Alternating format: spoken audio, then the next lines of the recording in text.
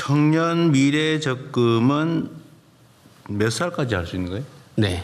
19세에서 34세입니다. 근데 이제 군대 갔다 온 친구들 같은 경우는 그 군대 기간을 빼줘서 최대한 6년까지 확보를 해줍니다.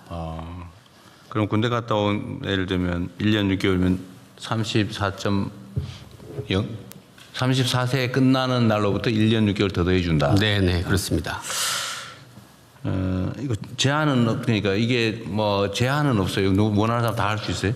네, 근데 이제 여기 소득 요건이 있어서요. 정부 지원이기 때문에 소득 요건이 일정 소득 이하의 경우에 이제 지원을 해주게 됩니다.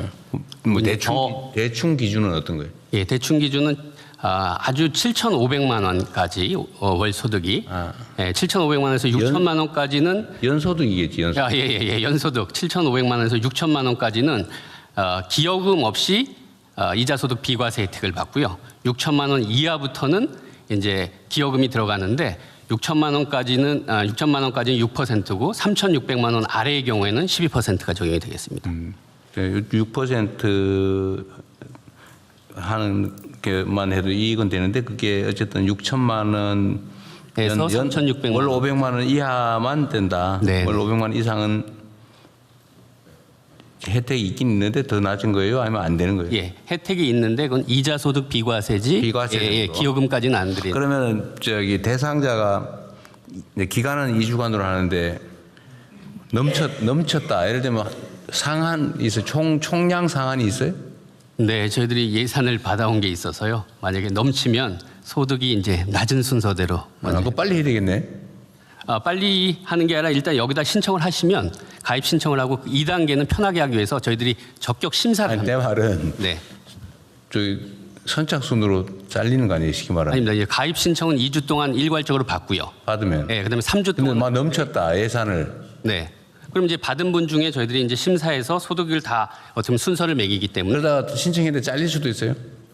제 말은 한도가 있냐 이 말이에요. 예를 들면 금액 한도가 아니고 네. 몇 명까지 그렇지 아니면 않습니다. 총액으로 2주 동안 들어오는 사람 다 해줘요. 네, 다 받습니다. 대상만 되면. 예, 다 받고 대신 3주 동안 심사를 합니다.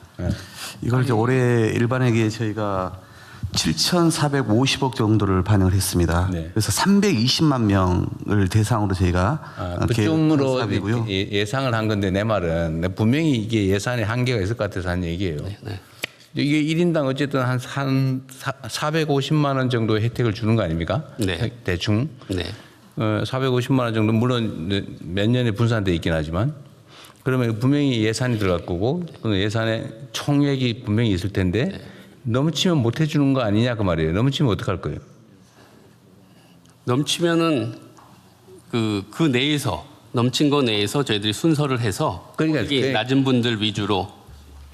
근데 하여간에 넘치면 우리 저기 예산처랑 저희들이 방법을 강구하도록 내가 하겠습니다. 그냥 이게 수리적인 관심 때문에 그런데 네. 어쨌든 우리는 언제나 최악의 상황, 그러니까 어제 극단적 상황을 대비해야 된단 말이에요. 그 사고 나면 안 되니까. 제가 얘기하는 거는 신청이 예를 들면 1,000만 명이 들어왔다. 19세부터 35세까지가 인구가 한 7, 800만 명 될 것 같은데 하여튼 다 들어왔다 그러면 누군가를 배제해야 될 거 아니냐. 배제할 거냐 안 할 거냐. 첫째. 두 번째 배제한다면 어떤 기준으로 할 거냐. 똑같은 조건이면 선착순으로 하느냐 나이 순으로 하느냐. 근데 그거 물어본 거예요. 예. 그러니까 말씀하신 대로 전체 모수가 19세에서 34세가 한 1,000만 명 됩니다. 그래서 소득이 있는 친구들이 720만 명 됩니다. 그리고 여기서 저희들이 소득을 잘랐기 때문에 그 자른 대상들이 한 550만 명 됩니다.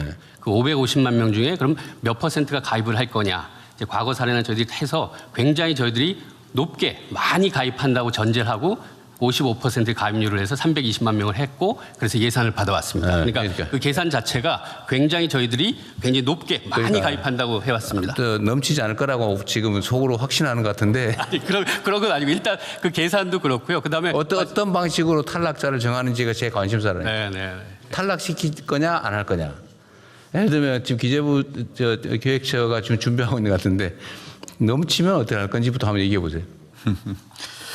일단은 저희는 이 예산 배정하면서요. 아까 말씀하신 것처럼 일반형과 우대형으로 나누고 우대형 안에서도 여러 가지 자격 요건을 두지 않았습니까? 그러니까 모수 전체에서 아까 말씀하신 것처럼 320만이면 충분하다고 저희가 보고 예산 편성을 이렇게 한 것입니다.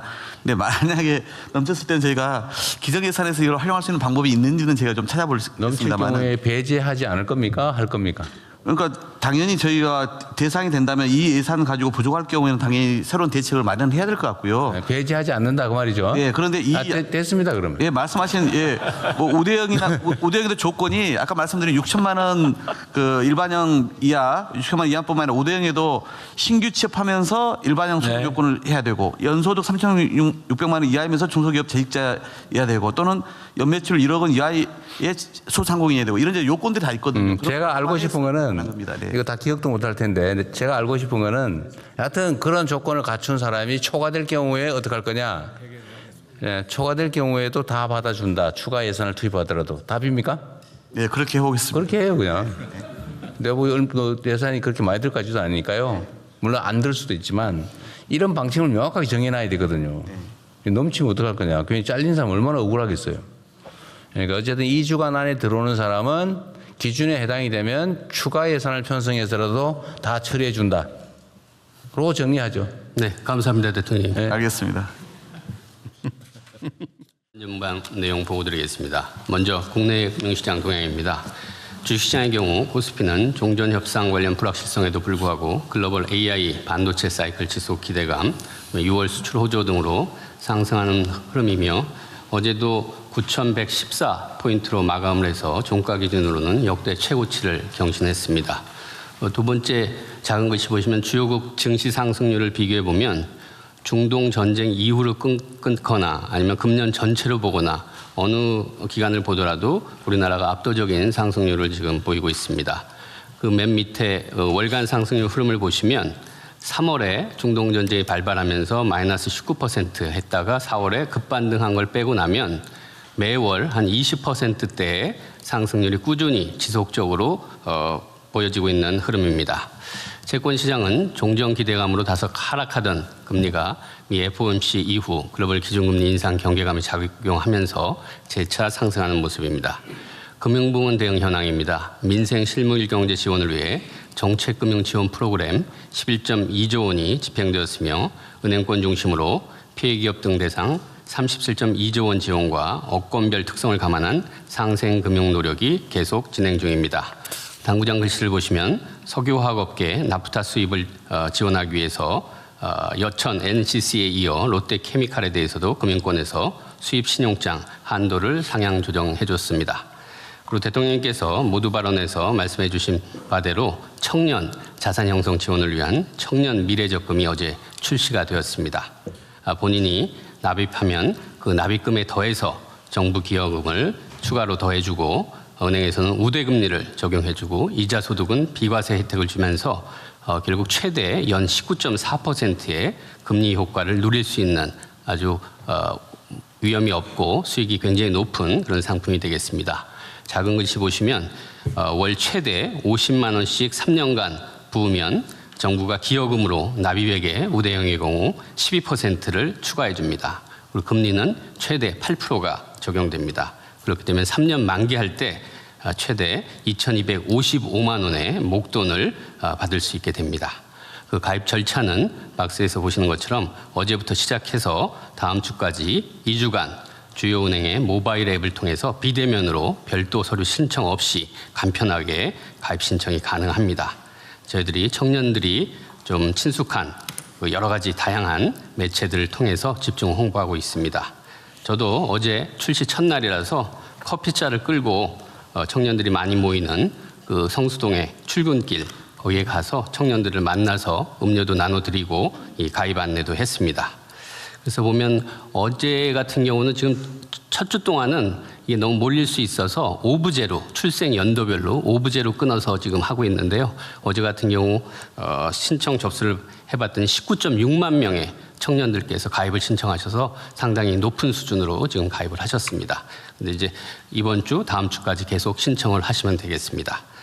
대통령께서 말씀하신 대로 이 청년 미래적금이 우리 자산 형성 기회가 부족한 우리 청년들에게 희망의 사대가 될 수 있도록 세심함과 꾸준함으로 계속해서 홍보와 관리에 각별히 신경을 쓰도록 하겠습니다. 금융시스템 안정을 위한 채권 자금시장 안정 프로그램 7.2조 원이 집행이 되고 있습니다. 또 자사주 소각 의무화 상법 개정이 3월 6일 날 공포가 됐습니다. 거기에 이어서 자사주 공시제도도 확대 강화합니다. 자사주 관련 공시대상 의무 기업을 기존의 자사주를 1% 이상 보유한 상장회사에서 자사주를 보유한 모든 상장회사로 확대합니다. 그리고 보유 처분 계획뿐만 아니라 이행 현황까지 투명하게 공시함으로써 적극적인 주주 환원 유도와 시장 감시 기능을 강화하겠습니다. 그렇게 되면 밑에서 보시는 것처럼 기존의 1048개사에서 1714개사로 대상이 확대됩니다. 그리고 오늘 국무회의에 관련 자본법 시행령 개정안이 의결되면 26년 반기 보고서부터 적용이 돼서 빠르면 7월 말부터 한 8월 초중순까지 공시가 이루어지게 되겠습니다. 참고로 자사주 소각 추이를 보면 25년에 21.4조 원이었는데 연간 26년에는 5개월 동안 상법 개정의 효과로서 43.1조 원이 지금 자사주 소각이 이루어지고 있습니다. 앞으로도 계속해서 민생 지원과 금융 안정을 위한 정책적 대응 노력에 만전을 기하도록 하겠습니다. 이상 보고 마치겠습니다.